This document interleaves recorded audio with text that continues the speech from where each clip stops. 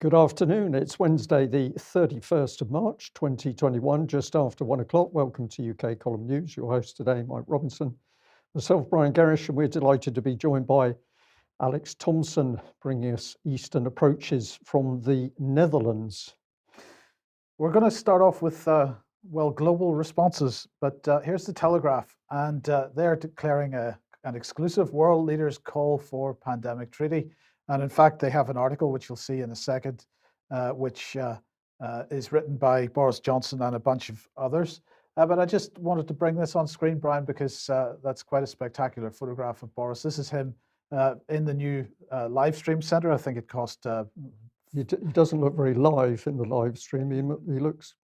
He looks pretty ropey. It looks rough. Yes, yeah. Yes. I think this cost about £1 billion or something. I can't remember, but it's certainly multiple millions to create this room with a couple of cameras in it, which must say something about our studio, Brian. But anyway, this was the article. Apologies for that. No government can address the threat of pandemics alone. We must come together. So let's have a look and see what they're saying here.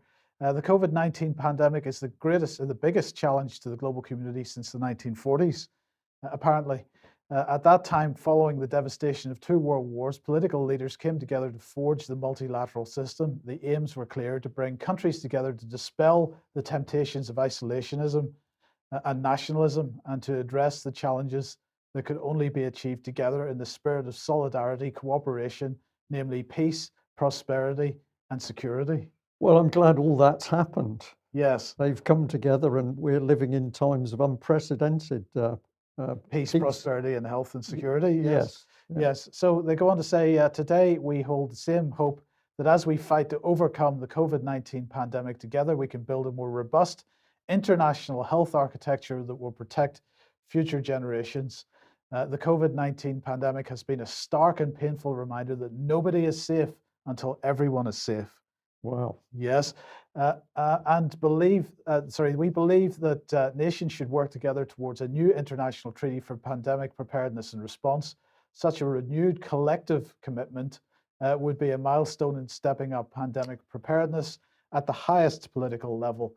It would be rooted in the constitution of the World Health Organization, drawing in other relevant organizations key to this endeavor in support of the principle of health for all. So other relevant organizations would be the Bill and Melinda Gates Foundation there, Mike, I would believe. I think that's probably correct, yes. The main goal of this treaty would be to foster an all-of-government and all-of-society approach, strengthening national, regional, and global capacities and resilience to future pandemics. And it ended by saying, pandemic preparedness needs global leadership for a global health system fit for this millennium. To make this commitment a reality, we must be guided by solidarity, fairness, transparency, inclusiveness, and equity. I'm just going to bring you straight into the program, Alex, and ask what you make of the language that's being used in this. It's religious language, Mike. The world, especially the West, has become irreligious in its religion of secularism, and this language of hope and banding together is religious, not political. If you want the one-sentence summary of what we've learned from the rise and fall of the EU project, and indeed the even less successful projects on other continents, NAFTA, ASEAN, the African Union, it's the lesson that the dreamers of globalism have wanted to get in not international law, but supranational government, coming directly from above the national executives and national parliaments into member states who have acceded to the agreement. It failed in the case of the EU because of overreach, but it remains unconstitutional in most countries and treasonous in many to instill or install a supranational order.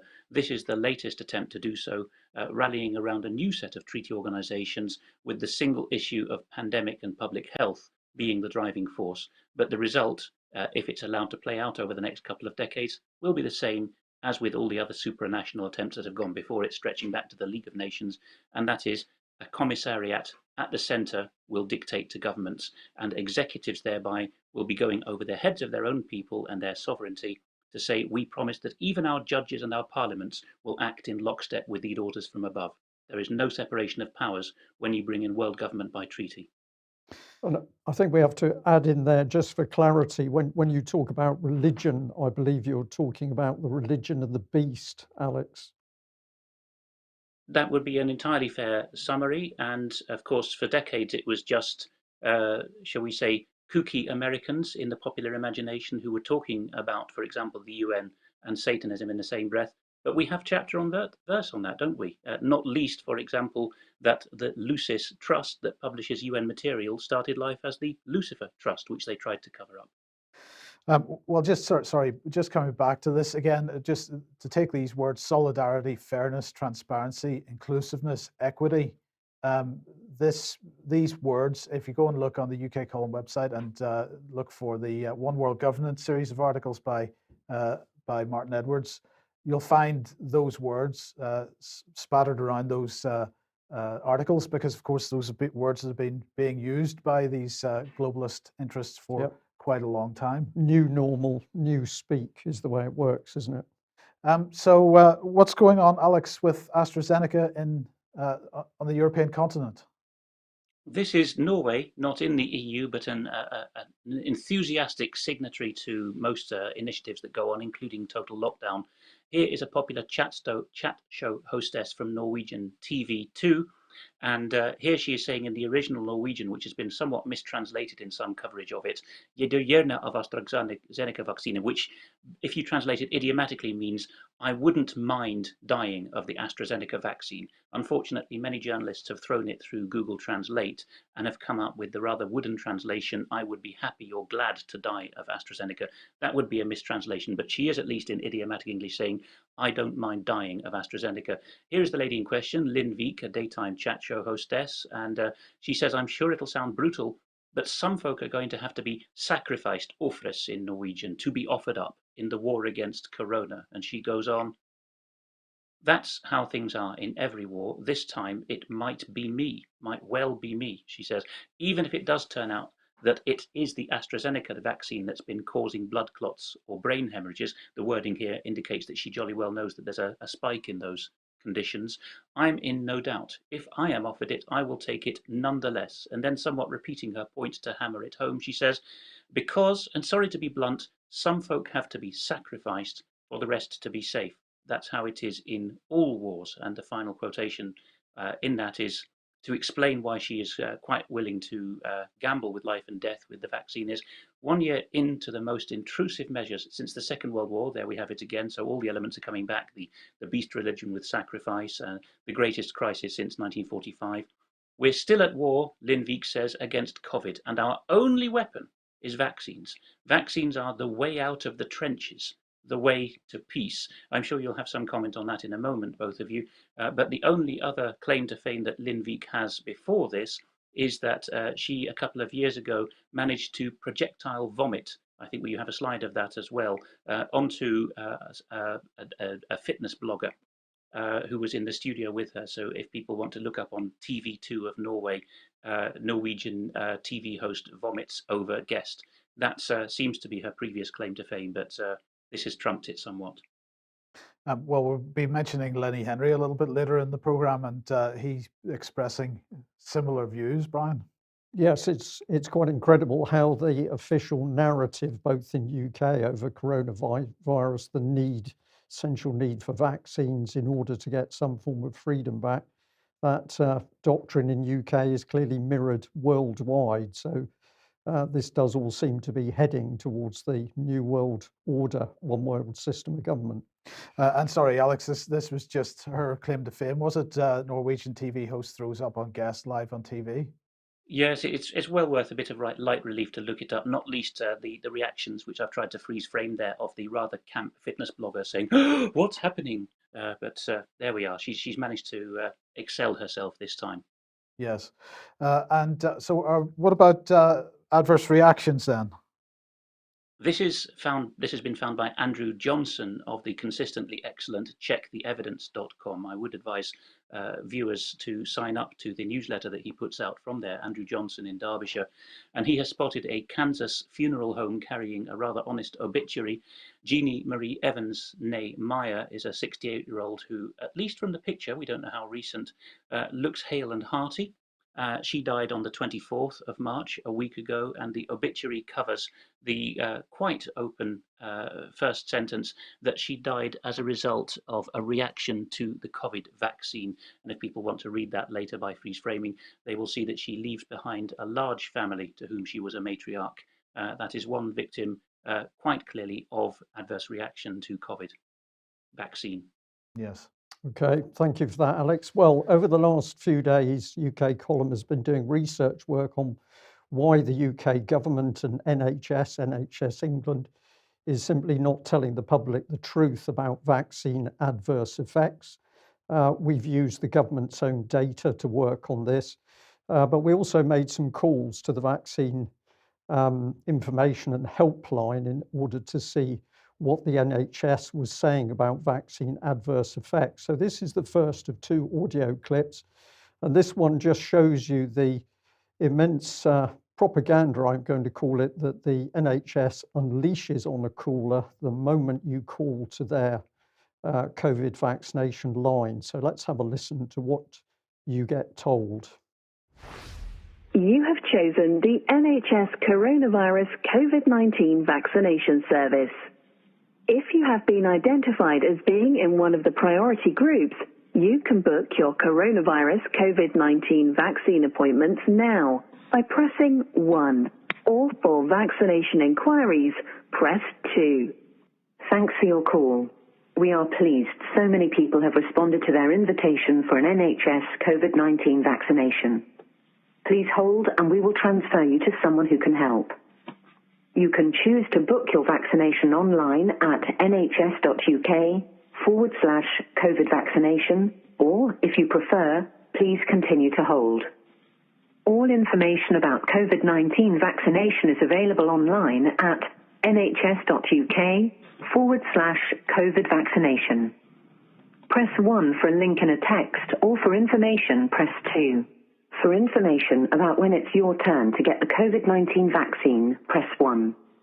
For information about the vaccine and its safety, press 2. COVID-19 vaccines developed by Oxford AstraZeneca and Pfizer-BioNTech have been approved for use in the UK. These vaccines have met strict standards of safety, quality and effectiveness set out by the Independent Medicines and Healthcare Products Regulatory Agency, MHRA. So the MHRA is independent, is it? Well, this is basically the NHS advertising system for vaccines, and of course they're saying that the MHRA is independent.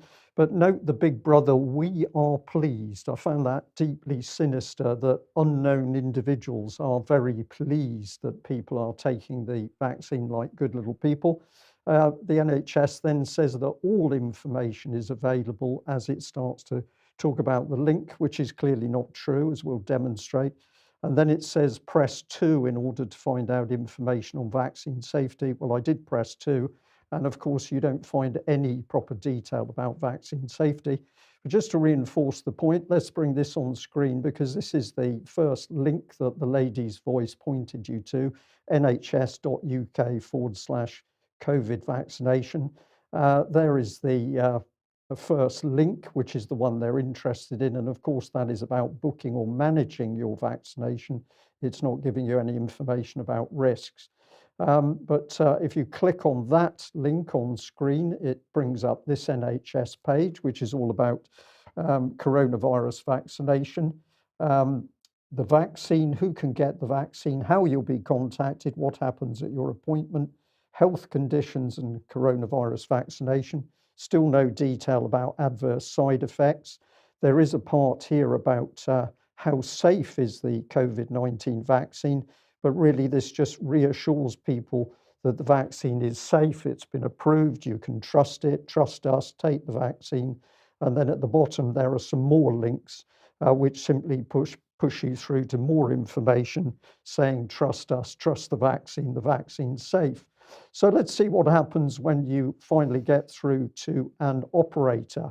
And I was able to do this after hearing that section of the NHS advertising how safe the vaccines are. Now, this gentleman, I have no complaints with the way that he handled my call because clearly he was operating from a script. And I think the NHS is cynically, very cynically, using people in the position of a call centre operative without training them properly into what the real vaccine adverse effects are and what the real risks to people are. So listen very carefully to what this gentleman says to me as I make the call as a somewhat vulnerable elderly person. Hello, my name is Khalifa. You're through to the NHS vaccination booking line. How can I help you today? Oh, hello. I've been thinking about a vaccination, but I've been trying to get hold of some information about what the side effects are for the vaccination. Yep, and what are you looking to ask for, sir? Well, I'd like to know what the possible side effects, the adverse effects from the vaccination are.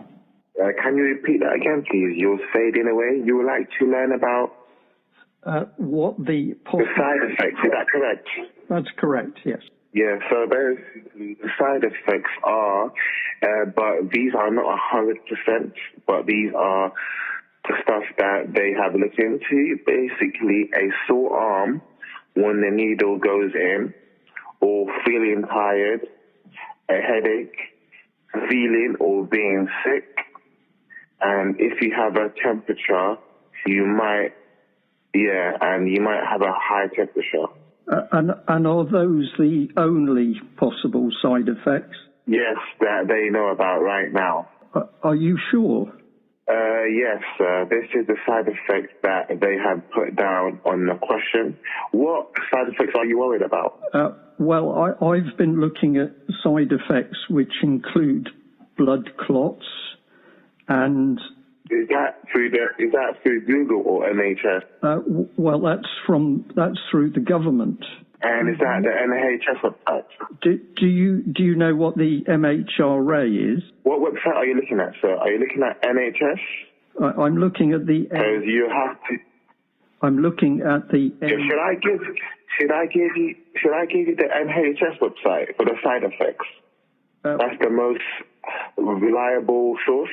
But I've already looked at all the NHS data, and it's not the same as the MHRA data. The MHRA is talking about many different side effects, including coronaries, blood clots, joint pains. I would advise you to look at the NHS website, because that's the most reliable website you can look at.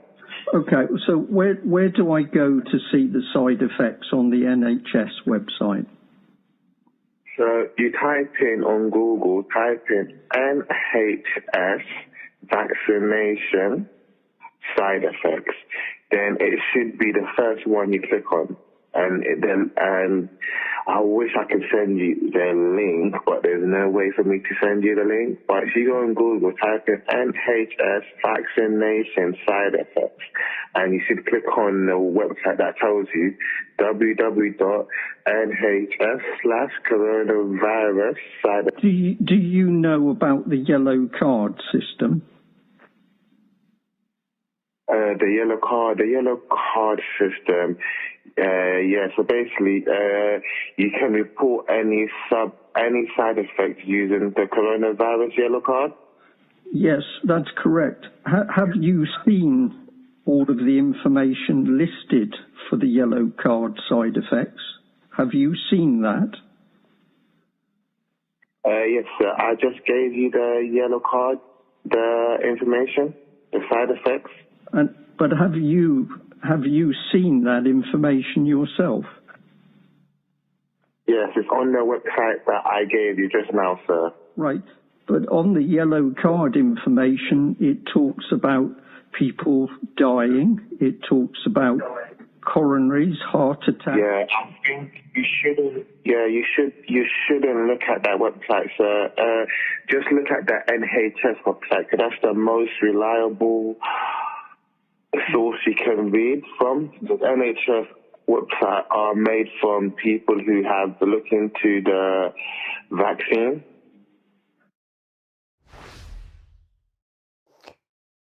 what did the man say to me? The man said to me that I should not look at the government's official data on vaccine adverse effects, the MHRA data. I should not look at that data. I should only look at the NHS data. And of course, when you look at the NHS data, it doesn't point you at the tremendous and dangerous adverse effects of the COVID vaccinations. So let's see where the public get taken when we follow the advice that that gentleman has just given us. So here we are into NHS vaccination side effects, and what comes up, side effects of the coronavirus vaccines. And what does it talk about? Less common side effects, and it has got some concerns there. If you're breast screening, then you should mention that you've had the vaccine when you attend, but it doesn't give any warnings about being pregnant and taking the vaccine. And then down here, what do we see? Well, so far, millions of people have been given a COVID-19 vaccine, and reports of serious side effects, such as allergic reactions, have been very rare. No long-term complications have been reported. That is an absolute lie, because of course there have been many serious effects and many people have died. So the NHS is deliberately lying to the public, and there is no way that this can be accidental. This must be deliberate policy by the NHS to lie to the UK public over the dangers of the vaccine adverse effects. So if we follow the links through that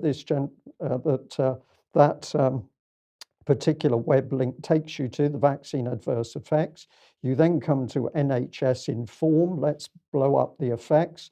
And once again, the only effects being pushed at the public are mild effects: tenderness, headache, muscle ache, feeling tired, maybe a fever, but that'll clear up over a few days.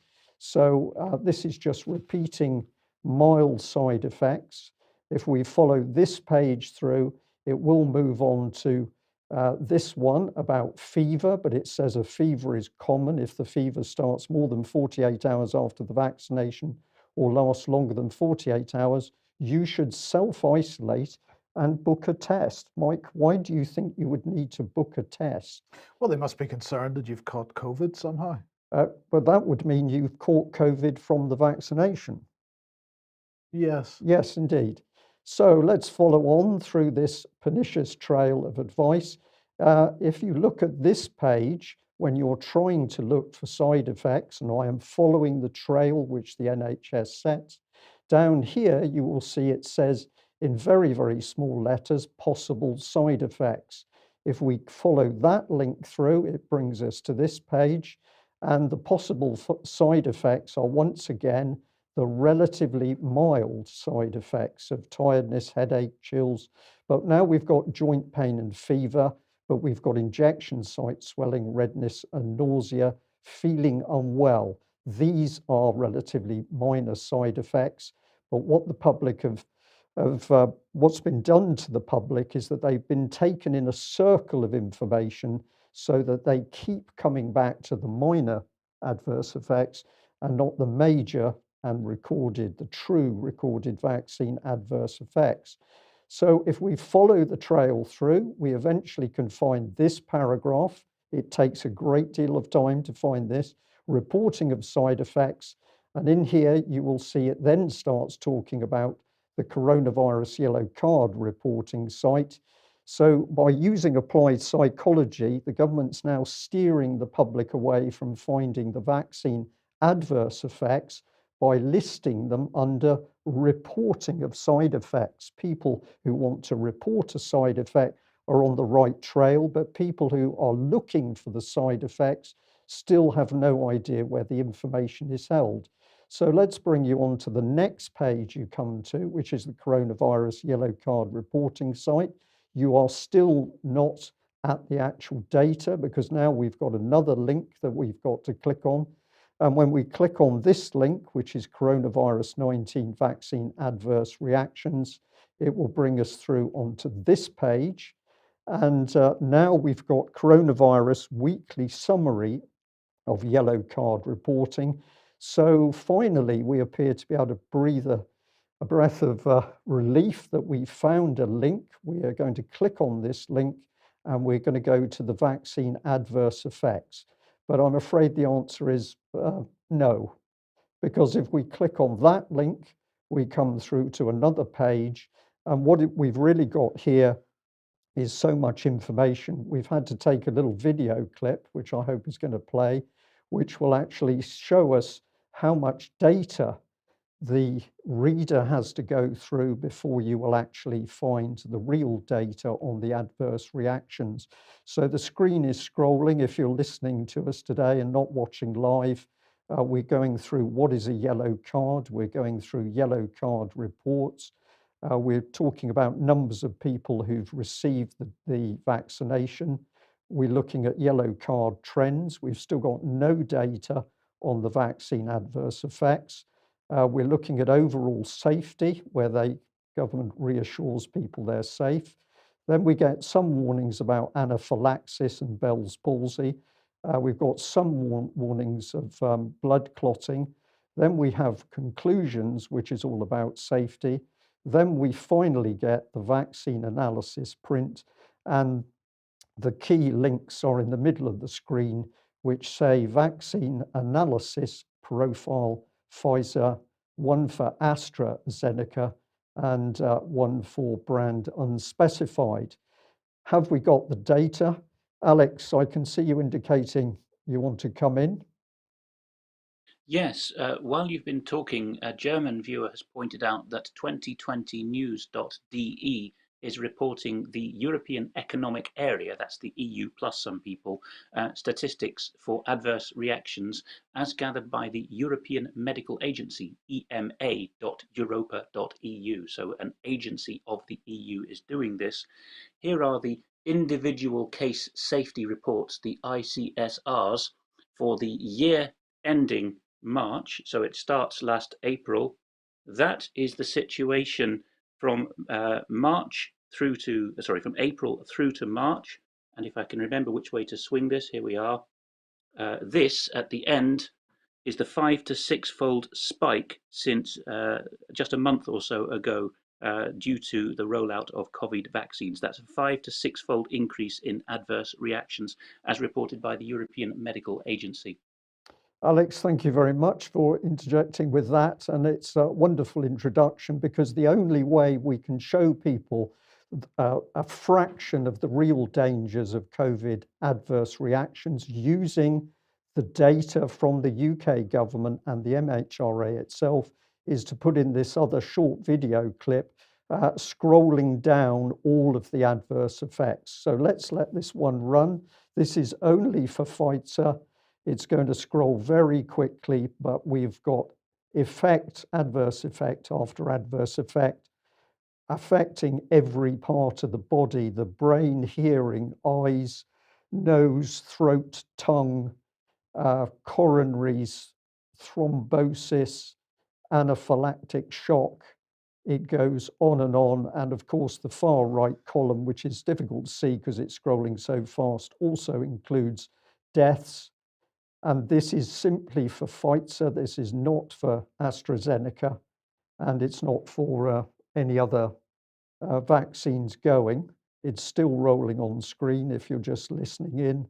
And people have now been shown how to get to these links themselves, but you need to read this data to understand the real risks of the vaccine and the adverse effects. And of course, if you have an underlying condition, you're going to be subject to even greater risk from these effects. So the total reactions were 108,649 with 259 deaths. And you reported that, I think it was on last Friday's news, Mike, that figure came up. So where do we want to take people? Well, I'm going to say a big thank you to all the UK column supporters who got on to this amazing testimony by a lady called Nicola, who describes what happened to her fit, healthy 58-year-old husband after he had an AstraZeneca vaccine. That's now up to 40,743 views, and the comments on it are outstanding. So if you haven't seen that, please look at it and share. I'd also like to say No Smoke Without Fire Part 3, where I'm talking with former nurse Debbie Evans over the vaccine adverse reactions, is now up to 26,500 views. But we did that within a pub. And I did this deliberately because I made the point that if we were able to go into a pub to sit and chat and have a social drink with people, people would be talking about lockdown, they would be talking about vaccines, and they would be warning their fellow men and women about the dangers of vaccine adverse effects as recorded by the government. Well, somebody else had something to say about men in pubs, Mike. Yes, so Lenny Henry has pushed out a letter to loved ones, he's calling it. It's on a black background because this is targeted, it's an open letter targeted at the Black community in particular. So it's a letter to urge Black Britons to take the COVID-19 vaccine. It's a short film has been made based on this letter.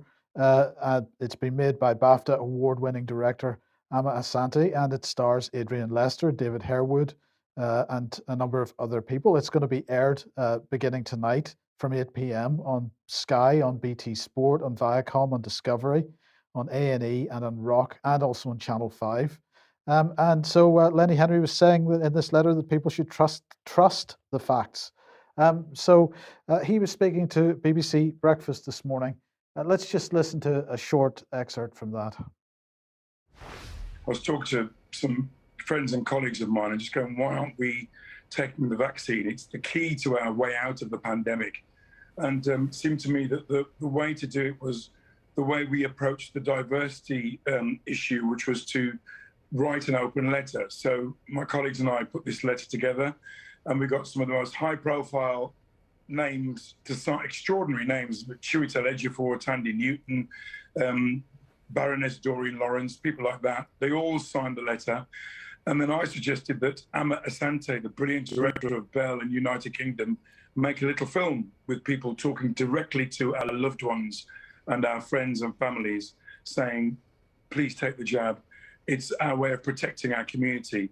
And it came together really quickly. I mean, we wrote the letter, we asked Amma, she agreed, and within a couple of weeks, we're making the film. And people are all over the place. Amma's in Scandinavia, David Harewood's in Canada, Adrian Lester's south of the river, so he's impossible to get hold of. But we all managed.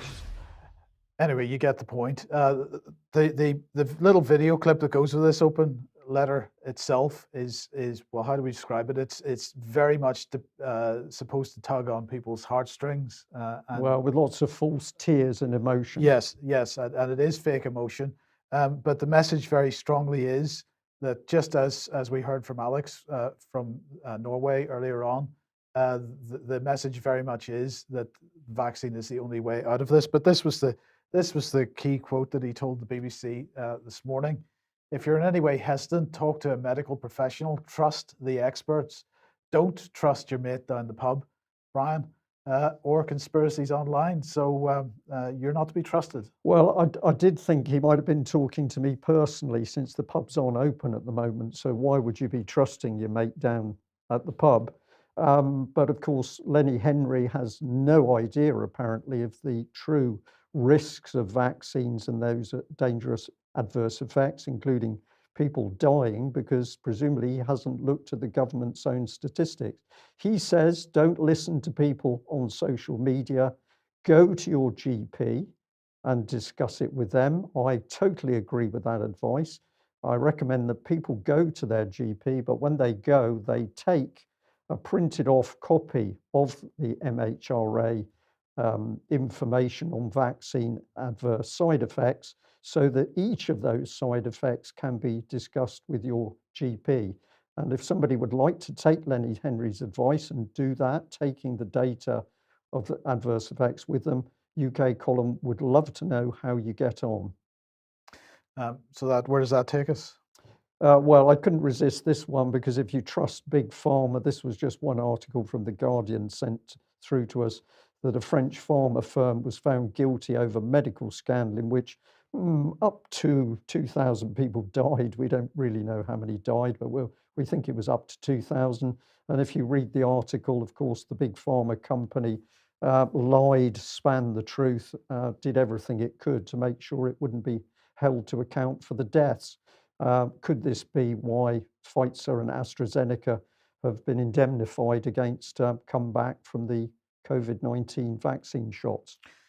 Now, lockdown, of course, we are slowly coming out of lockdown, so says the government. But how slowly, and are we ever going to actually come out of lockdown? Let's have a look at this. Talk Radio pushed this tweet out earlier on today.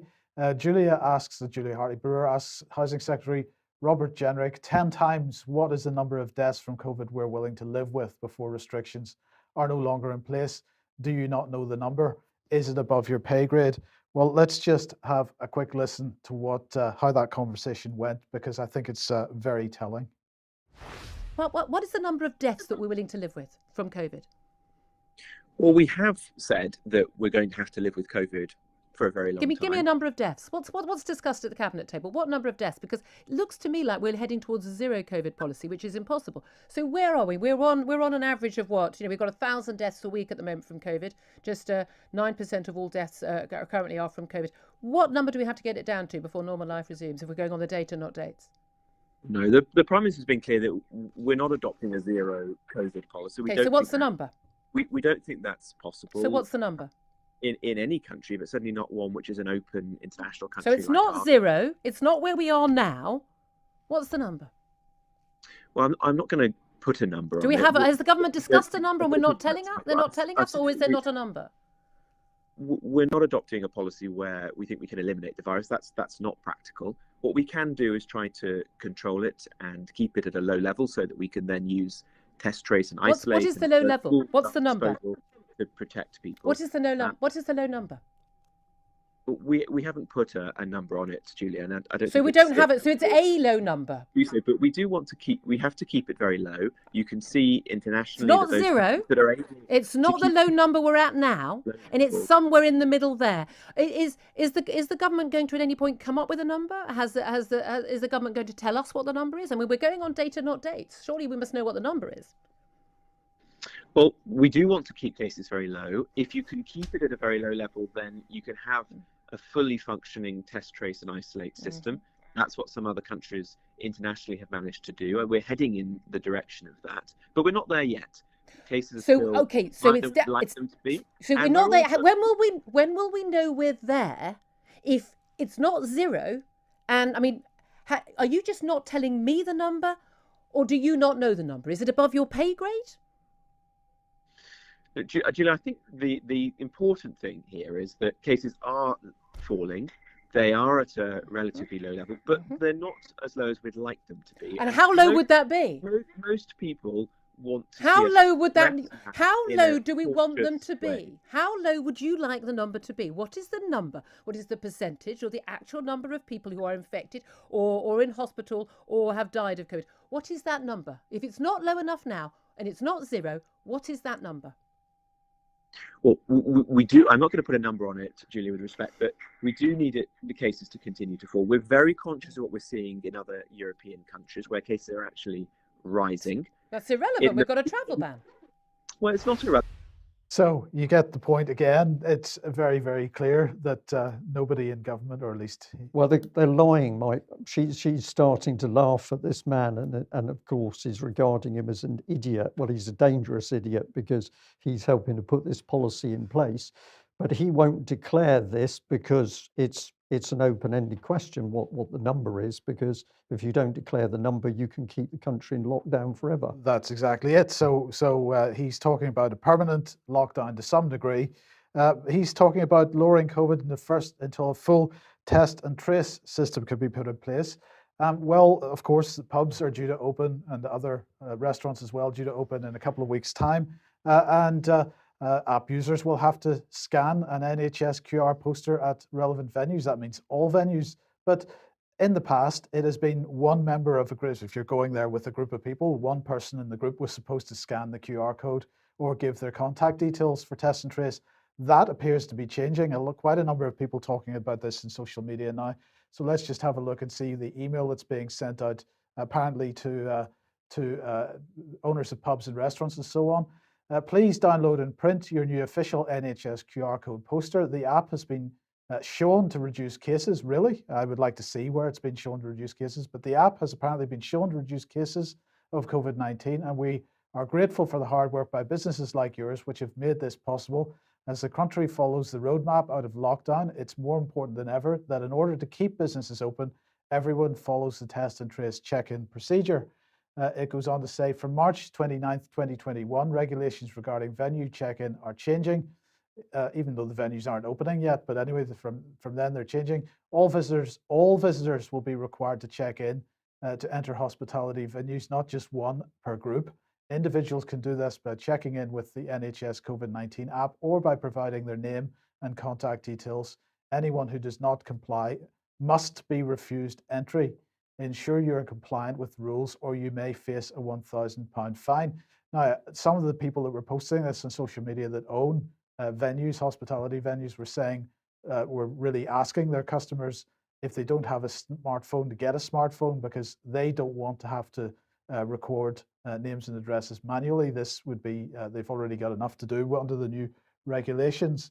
It goes on to say, as a hospitality venue, you're legally required to display an official NHS QR code poster at your venue, and to ensure all individuals check in, we're issuing updated posters to make this change in regulations clear for visitors when entering your venue. Please replace your existing NHS QR codes, so QR code posters. Track and trace is being upped, and it's being leveled up, perhaps or leveled up is perhaps the term that we could use. So the data gathering continues apace. But Alex, let's come on to an MP, Karen Bradley, and she had this to say: under the common law system, one is free to do whatever one wishes unless the law says otherwise. And then presume she's talking about the emergency legislation here, saying that these laws are Napoleonic. Was she listening to you? I do wonder, Mike, perhaps we shouldn't kid ourselves that MPs do listen in numbers to us, but I would say at least 2 cheers for Karen Bradley. Of course, she has had flack for not squashing the largely civil service initiated process of prosecuting veterans in the time when she was Theresa May's Northern Ireland secretary. But Karen Bradley has done a number of frank and honest things, including admitting that she was ignorant of Northern Irish politics before being appointed Secretary of State for Northern Ireland. Which I think deserves some kudos rather than pretending that she knew.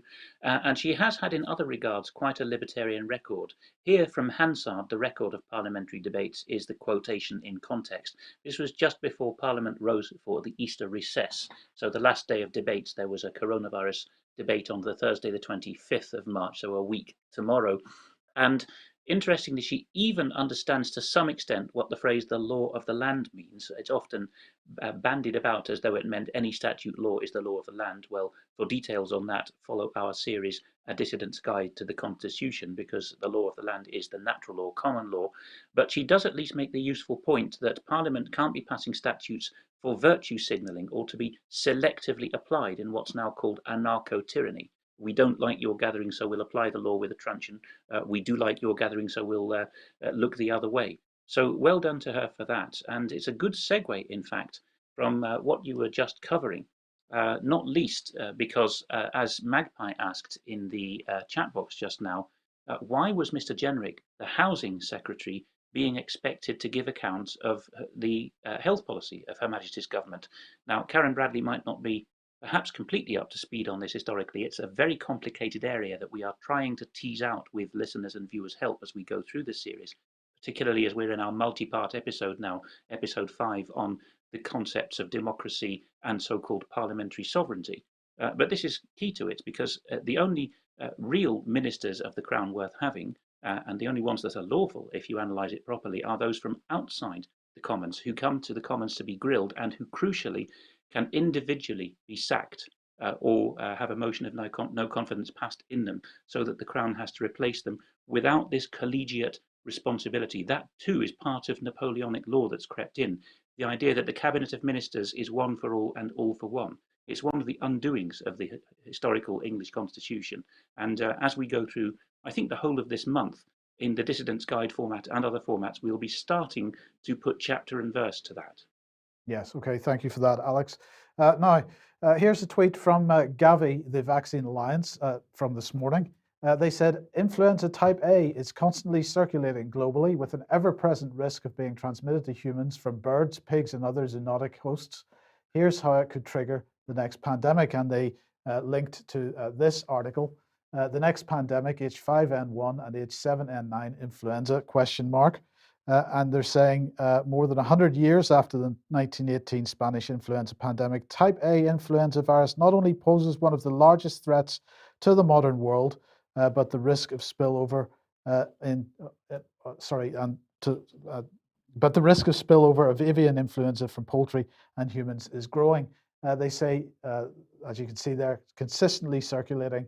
Is it consistently circulating? Well, let's just remind ourselves from the UK government's COVID-19 and influenza report, weekly report.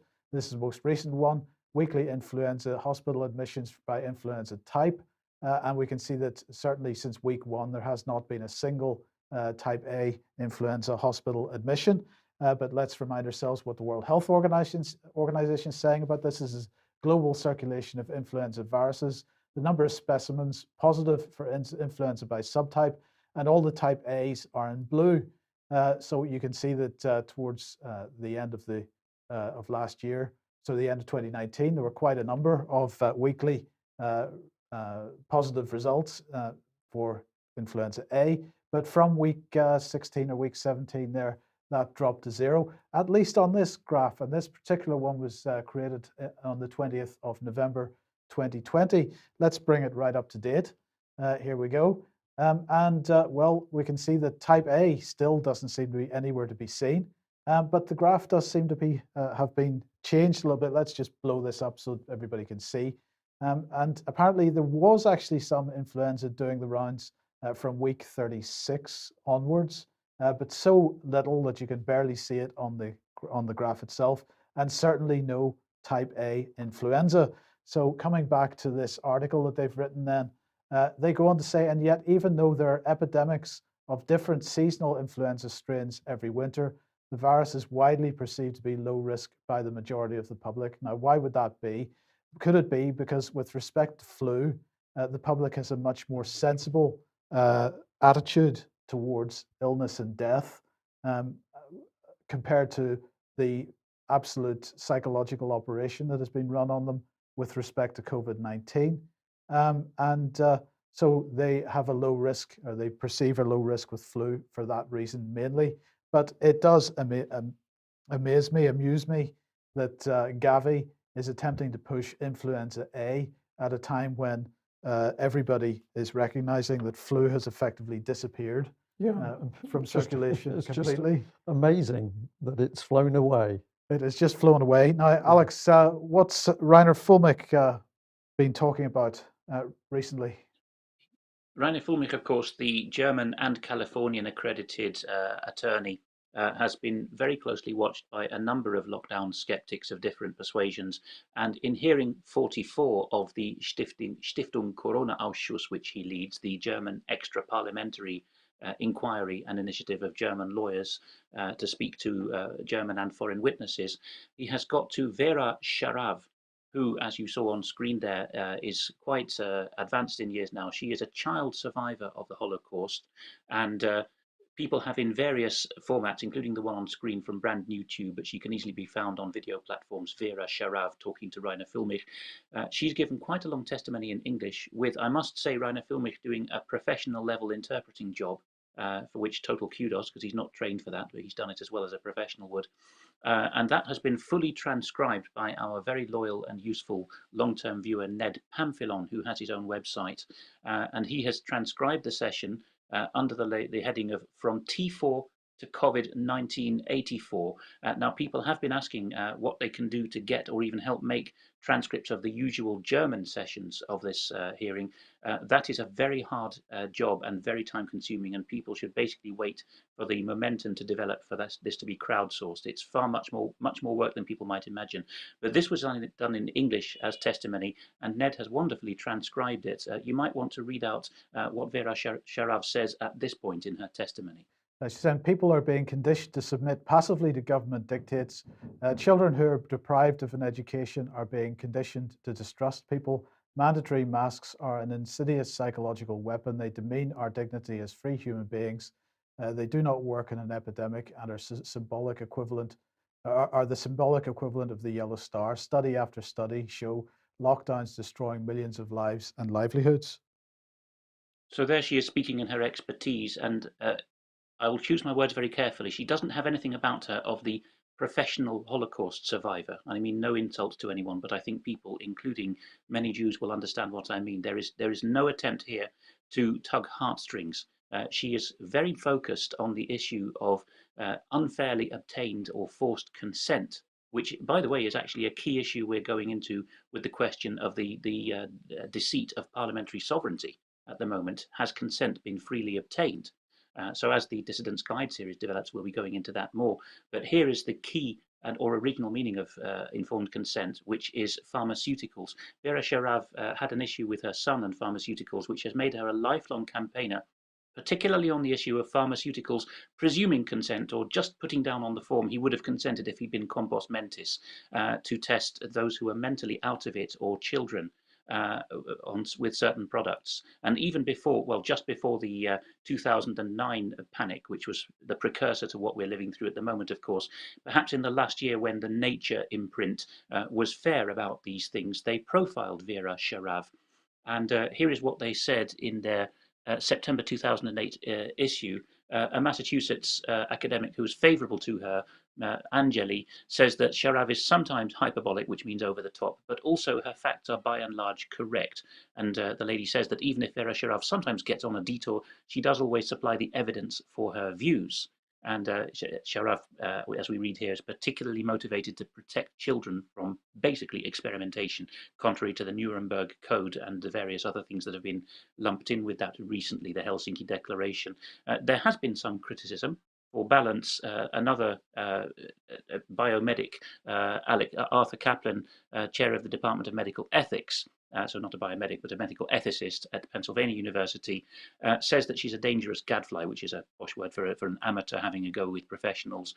He says that she's best on subjects she knows something about, but when she attacks efforts to find better therapies, then blah, blah, blah, blah. It's crazy to say you won't do the research. This is him defending the pharmaceutical industries if you can't get good informed consent when the alternative could be death, not will be death, could be death. So even 12, 13 years ago, the pharmaceutical and academic line of defense was, Vera Sharav, stop carping on about obtaining consent because we know better than you that people will die if we don't inject them. Yes. Okay, we need to quickly move on unless you've got something. No. Okay. If you like what the UK Column does and you would like to support us, then please head over to ukcolumn.org/community. There are options to help us out there, and that would be very much appreciated. And also, please do share material on the various platforms as you can. And just an update on David Noakes. We understand that things are going well at the moment. I can't tell you too much more than that, but there has been a court hearing. And David was very keen that one of the remarks from his lawyer was made available to people because it's a very clear statement. This is part of a summary by the advocate. He said, "I am so sorry, but I do not really have the time to summarize my plea. In short, I said that no one complained, no one was harmed, no one was defrauded, and all expert reports showed that GC Math was at worst harmless." So I've read that statement out, make of it what you will, but it appears that there may be some good news on the horizon with regard to David Noakes, and we'll keep you posted. Okay, Alex, are we heading over to Canada? Just very quickly, for a mention, really, there is an organisation now which takes a line from the Canadian national anthem, "O Canada, we stand on guard for thee," and it's called Police on Guard for Thee. And as you can see from the About section with a beautiful illustration of the federal parliament in Ottawa, they call themselves a group of active duty and retired police officers who've assembled to create a haven of truth and justice for the police community and to educate them in lawfulness. And in a brilliant example of what a small new YouTube channel can do when it properly annotates and timestamps its videos, there's a YouTube channel which has just been set up. The slide after this one will show the details, but this one is a kind of potted highlights of the advice given by a Canadian policeman representing that organisation. These 10 practical tips, as it's called in that video, to regain our freedom with retired police inspector Len Fall, are just the flavour of UK column, and people often criticise us for being naive in saying write letters to your MP. But this, of course, at least from a lawful policeman's point of view, is what you mustn't tire of doing.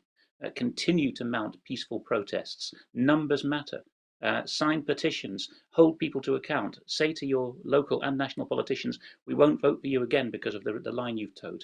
And here is the longer interview which people can find, and I would suggest they might want to subscribe to this brand new YouTube channel, which has got very low numbers at the moment because it seems to be really promising and professional. Julius Ruchel, he is local to Len Fall in Canada and in the same city, in fact. And they're talking about stopping the lockdown, just to show people what kind of breakdown of points are made by Len Fall in this rather splendid interview, which globalresearch.ca has picked up on. They ask the question, can police stop unconstitutional laws? Can they talk about the obligation on police to say no to an unconstitutional order. Interestingly, like many people, such as Gemma O'Doherty and John Waters in Ireland, they're noticing that courts have completely caved in to unelected appointed health officials, again a separation of powers and a breach of oath and duty on the part of courts and indeed police who go along with it. So a very useful, lawful approach being taken here. The summary or the final minutes of the Len Fall interview get even more interesting because they're talking about checks and balances, the nub of the matter that we're going into in the Dissident's Guide to the Constitution to prevent this ever happening again. So heartily recommended. Okay, let's move on to the new Green Deal. And here's the wonderful Alok Sharma on screen. The people who have done the least to cause the climate crisis are suffering the most, he says. That is searing injustice. And so they're holding an event this week, which is going to bring together countries and partners to work on solutions to the flooding, drought, and extreme temperatures faced by many developing countries. But here's the kicker, as well as opportunities for energy access, cleaner air, and smarter cities. And of course, when you start looking at the detail of it, it's actually about finance, because here we go, ahead of the government event, the UK government is announcing £500,000 of funding for the new Initiative for Voluntary Carbon Market Integrity. So this is all about high quality voluntary carbon markets, which could increase financial flows to where they're most needed, helping to create greener, more inclusive and resilient economies around the world. Let's not forget what Rishi Sunak said at the end of last year. We want to renew the City of London's position as the world's preeminent financial centre.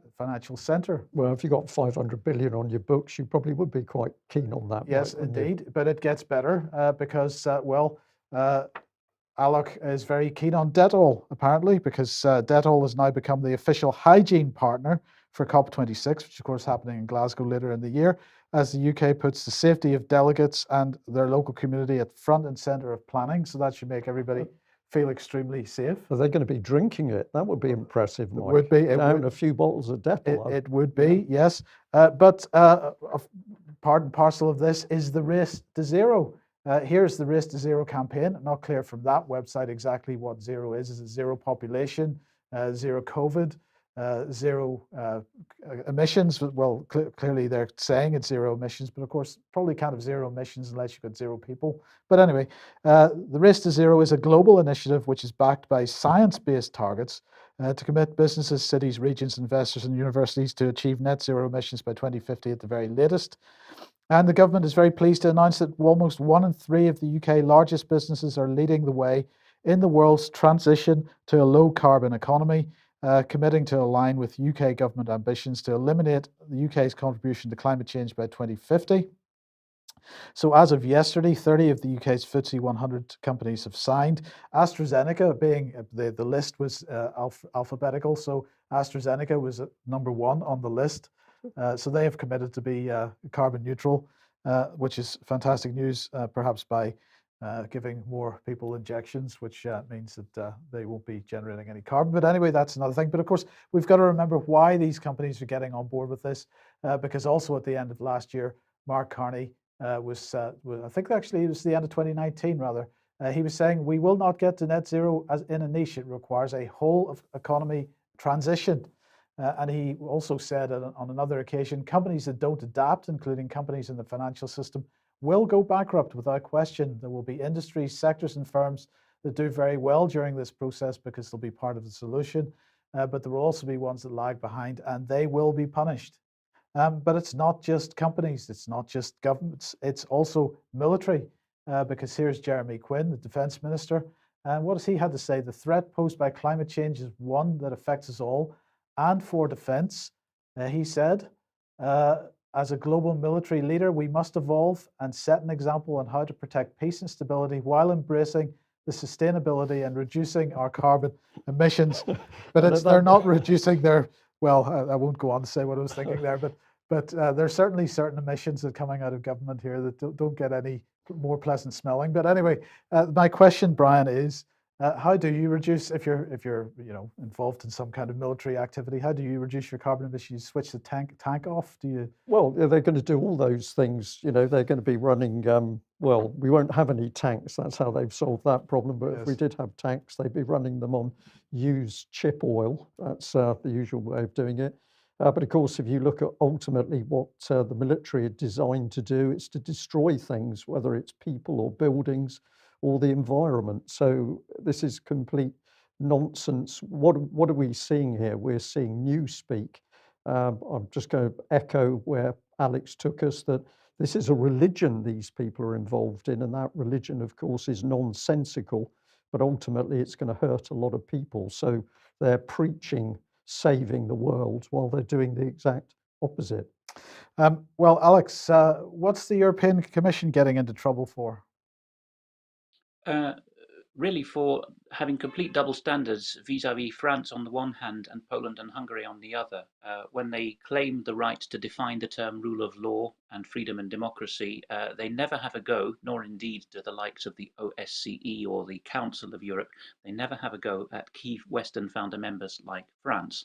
But in a rather unprecedented move, the European Commission, and in fact its president Ursula von der Leyen, has received a letter from memory, 26 Muslim or pro-Muslim lobbying organizations from about 7 member countries, urging the Commission to do what it has a treaty right to do in the EU system, to investigate member states over abuses in their rule of law. Because after a spate of terrorist incidents and near misses in France, Emmanuel Macron got very tough indeed on mosques and had a wave of closures and also a spate of talkings to mosques and imams, browbeating them into signing charters defining how they were going to be Muslims in France. So part of the complaints which has been lodged with Ursula von der Leyen reads, governmental leaders and politicians negatively and strongly influence public opinion. In France, this trend has led to Muslim communities becoming targets of increased hostility, more Islamophobia and increasing violence. It is thus imperative that you, Ursula von der Leyen, take a leading role as the European Commission President to intervene in France's laws, horror of horrors to the French, of course, that target Muslims. But they have signed up to the EU and this can happen under the EU system. The writers add, we are reaching out to you because there is no real or effective remedy within the French legal system to stop the continuation of Islamophobia by the French government within the meanings established by European case law.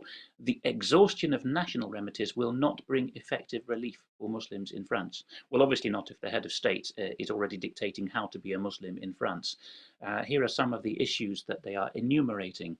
France has implemented numerous laws designed to limit freedom of belief and to punish the manifestation of religion, which has been a long bugbear in France. No religious symbols and clothing. President Macron's plan against separatism, he's now using this Soviet word to describe any Islam in public, solely focuses on political ideological, theological, and financial control of Muslim communities. I have to admit that the Charity Commission of England and Wales is quite comparable these days in assuming that Muslims and mosques are by definition suspicious and that the Church of England is by definition legit in its financing. Macron, they add, has targeted normative or mainstream Muslim expressions, declaring them problematic practices, such as wearing hijab, which of course, despite the French meaning, the French phrase la voile, veil, does not cover usually the face. A hijab is not a veil. So deliberate misuse of language to tar people with the same brush. 51 Muslim charities are being investigated with a view to dissolution, an onslaught on Islamic institutions in France, 73 schools, madrasas and Muslim-owned businesses shut down in 2020 alone. The censoring of free speech as enforced and imposed on the Muslim community in Article 6 of this, what I told you about a moment ago, the Imam's Charter, coming straight out of the Élysée, the President's office in France, is an unheard of in modern EU law, which is absolutely right. And in a moment, we'll be talking about British equivalents of the same situation. But very much as here are the signatories, by the way, to this charter, to this letter to Ursula von der Leyen, a very broad spread of quite a few Dutch, quite a few French and Belgian, British, American, German and New Zealand and Irish organisations, which cannot all be written off as sock puppets for Islamism by any means. They are quite a broad spread. In our current Dissident's Guide to the Constitution series, we are talking about this book quite a lot, Lord Hailsham's Dilemma of Democracy, written in my birth year, in fact. And as David has been reading out in a quotation which will come out in a soon-to-be-released episode of that, Lord Hailsham warned that if there ever arose a situation where democracy meant the majority get exactly what they want, then, quote, this might mean that the state would tolerate but certainly would do its best either to corrupt or destroy religion. That was unthinkable in 1978, but it has come true. So here, for the rest of the segment on the treatment of religion in modern Europe, we're focusing on the normally tranquil Dutch Bible Belt where I'm speaking from. Now, Trouw, which is, shall we say, the voice of liberal Protestants in the Netherlands, is very sceptical about churches of more conservative bent that wish to exercise their constitutionally guaranteed freedom of numbers in worship. This is a bugbear for those who want a strict lockdown and a public health uber alles approach. The Dutch constitution does not permit the limiting of numbers going to places of worship. And this is going to take a 2/3 majority of the new Dutch Parliament to change constitutionally, which is probably not achievable, even despite the results I showed last time I was on. What they're focusing on in this particular slide I just showed you is that in the most Christian and conservative town in the nation, the former island and still very much a fishing port of Urk, here's the deceitful reporting coming in. The Trouw reports this as the church in question, the Sionkerk on Urk, one of the many churches in that small town, partly dispensing with the COVID rules and having, and it says, and is piling up again, or Volstromen means more like to be bursting at the seams, to be full to the gunnels. Emotive language, because actually the churches are still observing the 1.5 meter distancing, so that there's not a question of that. This is quite deceitful, especially the idea of rules where this is deliberately vague as to whether it's law, constitutional or guidance. It's all guidance in the Netherlands and is not enforceable for churches or other public places of worship.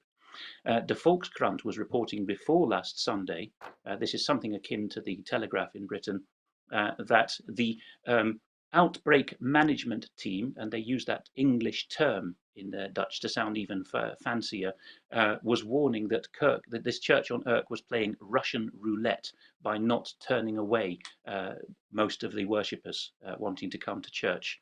So come Sunday, we had a very tense atmosphere indeed, and journalists turned up in Urk because it's a kind of stereotypical place for finding conservative Christians. And the headline here from De Stentor, a regional newspaper for the Eastern Netherlands, says that reporters were attacked, and quotes in the headline, he, that is a driver who ended up colliding with a reporter trying to get into church, he stepped on the gas. Now, as we look through the footage of what actually happened, I don't think that is a fair assessment. Here, for example, is a rather shocking image of churchgoers being, I would say, accosted on their way into the Sionkerk on Urk look at the young man to the right of the picture, possibly the child of the couple in front, possibly not, and look at the apprehension as he has to run the gauntlet of this microphone boom and cameraman on his way into a Sunday service, something I don't think we've ever seen before in the Netherlands or anywhere else in Europe. And if we look through further footage, we will see the incident in question, where you can see quite plainly the parking space to the front right of the image. And again, Mr. Microphone Boom, the man's name is Mark Bander, and he represents a shock jock channel called Powned or Pwned, which is notorious in the Netherlands. He's effectively blocking this man, this family. If you look at the front right-hand passenger seat, there's a young boy of about 8 there, or possibly younger. He's blocking them from parking and pulling up into church. And this is where accounts differ. It looks like the driver actually found that the reporter, Mark Bander, took a step forward. That is what most of the witnesses are now claiming. But anyway, he ended up partly sprawled over the car's bonnet or hood, and we can see that happening there. And at midnight that evening, the police surrounded the man's house on Urk and hauled him off. I believe he's been released again. Since then, this caused, of course, selective outrage. This is what the situation was like at the front door of Sionkerk on Urk for that Sunday morning service. And you can see a couple of them there are at least pushing the microphone onto the church front entrance apron. According to some eyewitnesses, they actually came onto church premises breaking civil law as well, but really unheard of stuff. Down the road as well in Krimpen aan den IJssel, a very different community, a commuter village basically outside Rotterdam, there was similar things. This is the last slide for Urk, because the elder of the Sionkerk, who was appointed the press spokesman, when he was obviously pressed very hard on this by the press the next morning, said in his first response that the journalists who turned up were terrorists and borderline imbeciles. And he said that in Urk, we had happier experiences with the Schutzstaffel, the SS, during the Second World War. He said at least they were polite to us when we went into church. He was then forced to take that quote back again, which is a big thing in Dutch society. You must distance yourself, you must wind your neck in, you must unsay what you said. And he's been forced to do so. Although I think that the observation is actually factually accurate. The SS did not ban church services or molest them unless they thought that there were Jews or other undesirables to them being hidden inside. So what's happened down the road in Krimpen aan den IJssel, the other church which got targeted because it had written to its members saying, we won't limit numbers again, please come responsibly and in as many numbers as you see fit. This caused a bomb or some kind of explosive device to be left in front of the church on, I think it was Monday night, which the police dealt with. And it seems that this was at least a social media stunt by those involved. The Rotterdam Regional Police, responding to this, became quite partisan and gleefully announced that they made the church deacons go to and pull out of his pew the man in question, who in that situation had been provoked more than he could bear and lashed out at a journalist behind him as he walked into church, possibly involving a suspicion that the children behind him were being molested by the journalists from the unclear footage involved. And even in that tweet, they put in the hashtag press freedom. So it's quite clear that they're they're quite partisan in the matter. Now, the minister here in Krimpen, the second location I'm talking about, the one near Rotterdam, Reverend Anthony Court of the Old Reformed Church in Krimpen, had this to say. One of you might want to read out what he says there. Says our whole country has been imperiled by the government. Very many are dying from vaccinations. Death is being introduced knowingly and not prevented. We are not safe under this government. So that is a quotation from the service last Sunday evening, so after the kicking incident in the morning with the journalists.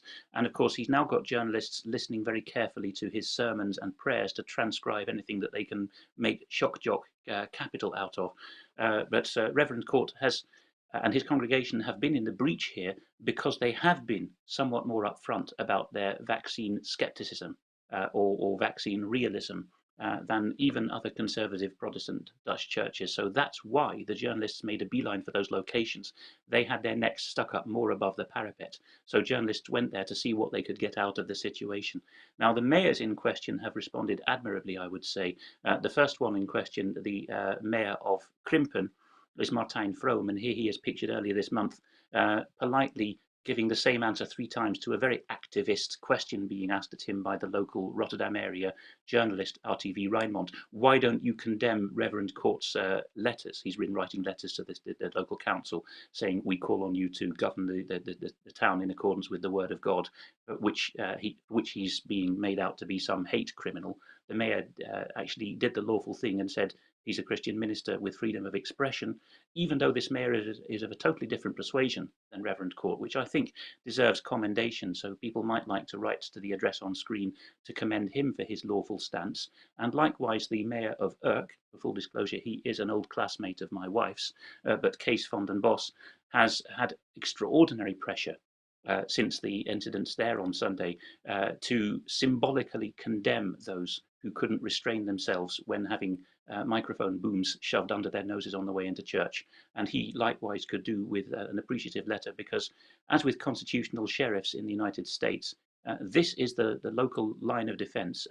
A local man or woman obeying the terms of their own constitution can negate a massive amount of journalistic pressure from above. Yeah, it's very clear what is happening here. We're seeing the pressure coming on, well, not only Christianity, it's organized religions. And if people are wondering why that would be, I would suggest it's because the ultimate religion has to be an approved one world religion, and therefore independent religions will not be allowed to survive. I don't know whether you would agree with that. That is a personal analysis of the situation. That is, I think, what people of different faiths, certainly here in the Netherlands, are starting to talk about. And they're certainly making sure that they can worship while literally singing from the same hymn sheet as the people next to them in their places of worship. It is a time now where people are looking left and right in the pews, quite literally, to see whether they are in agreement on the way forward when the persecution gets worse. And so wise decisions are called for from all, I think. But ultimately, yes, the Dutch religious scene is perhaps more centrally organised or more numerous per capita than in Britain or English-speaking countries. But that does seem to be the conclusion people have reached. Yeah. Well, it's 15:15. It is 15:15. What do we say? Well, we had got a little bit more there. We'll leave it today because, as I think our audience will understand, there is so much information coming into us now that we've expanded the news slightly to cope with it. We could talk probably for 2 hours on what's really happening, certainly in UK, but there has to be a limit. So we'll end there. Alex, thank you very much for giving us that very interesting summary of what's happening in Holland. And of course, we're seeing the pressure on churches here in UK, and we'll talk more about that in the future. I just wanted to say that there has been an astonishing reaction to the video of the lady Nicola talking about what had happened to her husband after a vaccine adverse reaction. I can only say to the audience that he's extremely ill and has now been put into intensive care. I have to wait for the family to provide further information before I can update. But if you haven't listened to Nicola's statement as to what happened to her husband and how bad it's been for him, please listen to that clip, which you can find on the UK Column website. We'll be back in 10 minutes if you're on the UK Column live stream with some extra. And we should probably mention that we will not have a news program on Friday or Monday because we are taking the bank holiday weekend or the Easter weekend, extended weekend off.